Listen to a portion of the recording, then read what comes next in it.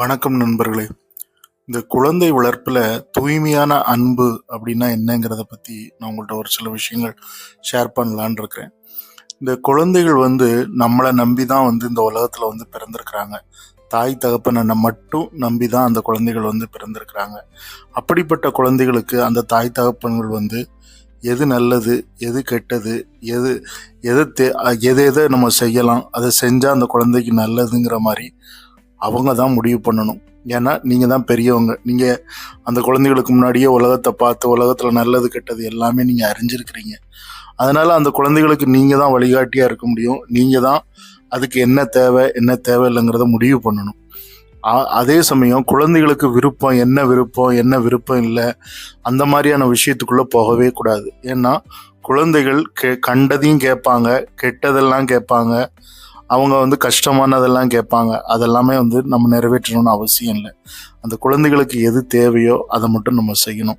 இப்போ பெரும்பாலும் நான் பார்க்குறேன், சாக்லேட்ஸு, கேக்ஸு இந்த மாதிரிலாம் வாங்கி நிறைய கொடுக்குறாங்க. குழந்தை அழுதுச்சு, நான் சாக்லேட் வாங்கி கொடுத்தேன். இல்லை, அது தவறு. சாக்லேட்டில் நிறைய குழந்தைகளுடைய மூளையினுடைய அந்த திறனை குறைக்கும்படியாக அந்த கேக்கினுடைய நிறமூட்டிகள் எல்லாம் இருக்குதுன்னு சொல்லி, நிறைய கெமிக்கல்ஸ்லாம் கலந்துருக்குன்னு சொல்லி நிறைய ஆய்வுகள் சொல்லுது. அதனால் குழந்தை மேலே ரொம்ப பாசம் உள்ளவங்க, குழந்தை மேலே அன்பு செலுத்தணும்னு நினைக்கிறவங்க, அவங்களுக்கு சாக்லேட்டு, கேக்கு இதெல்லாம் வாங்கி கொடுக்காம உங்களுடைய தூய்மையான ஒரு அன்பை மட்டும் அவங்களுக்கு கொடுங்க. அது போதும். அவங்க இந்த சாக்லேட்டு, கேக்கெல்லாம் கூட அந்த தூய்மையான அன்புக்கு தான் அவங்க ஏங்கிக்கிட்டு தான் இருக்கிறாங்க. இப்போ குறிப்பாக ஈவினிங் குழந்தைகள் போயிட்டு வராங்க, ஸ்கூலுக்கு போயிட்டு வராங்கன்னா அவங்கள வீட்டில் ரிசீவ் பண்ணணும்.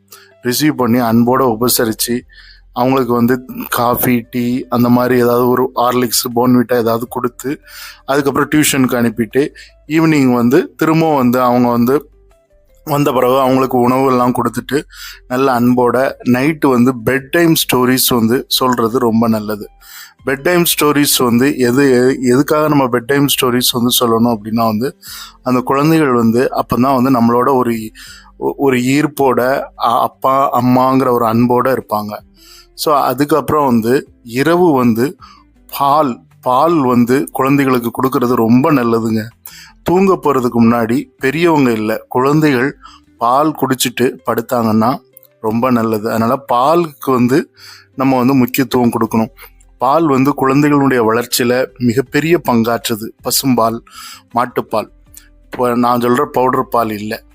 சரி நண்பர்களே, இந்த வீடியோ உங்களுக்கெல்லாம் நல்ல ஒரு உபயோகமாக இருக்கும்னு நினைக்கிறேன். ஸோ அதனால் குழந்தை வளர்ப்பதில் ரொம்ப கவனமாக செயல்படுவோம். வீடியோ பிடிச்சிருந்தா லைக் பண்ணுங்கள்.